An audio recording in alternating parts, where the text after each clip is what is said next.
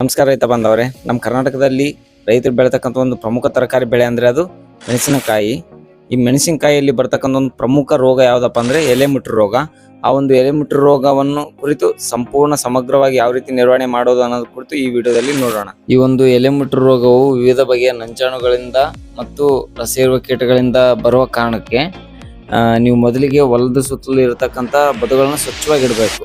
ಇದರಿಂದ ಕಳೆಗಳ ಮೇಲೆ ನಂಜಾಣುಗಳು ಇರ್ತಾವಲ್ಲ ಅವುಗಳನ್ನ ತಡೆಗಟ್ಟಬಹುದು. ನಂತರ ನೀವು ಬೆಳೆ ಪರಿವರ್ತನೆ ಕೈಗೊಳ್ಳೋದು ಭಾಳ ಇಂಪಾರ್ಟೆಂಟ್ ಆಗಿರ್ತದೆ. ನಂತರ ಸಾರಜನಕವನ್ನು ಯೂರಿಯಾ ರೂಪದ ಬದಲು ನೀವು ಕ್ಯಾಲ್ಸಿಯಂ, ಅಮೋನಿಯಂ ನೈಟ್ರೇಟ್ ರೂಪಗಳಲ್ಲಿ ಕೊಡಬೇಕಾಗತ್ತೆ. ನಂತರ ನೀವು ಬಿತ್ತನೆ ಬೀಜವನ್ನು 5 ಗ್ರಾಂ ಇಮಿಡಾಕ್ಲೋರ್ಪಿಡ್ ಪುಡಿ ಅಥವಾ ಥೈಮ್ಯಾಕ್ಸಿಮ್ ಪ್ರತಿ ಕಿಲೋ ಬೀಜಕ್ಕೆ ಲೇಪಿಸಿ ಬಿತ್ತನೆ ಮಾಡಬೇಕಾಗತ್ತೆ. ಬಿತ್ತನೆಗೆ ಮುಂಚೆ ನೀವು ಪ್ರತಿ ಸಸಿ ಮಡಿಗೆ 25 ಗ್ರಾಂ ಕಾರ್ಬೋಫ್ಯೂರಾನ್ 3G ಅರಳು ಗುಳಿಗೆಯನ್ನು ಹಾಕಬೇಕಾಗತ್ತೆ.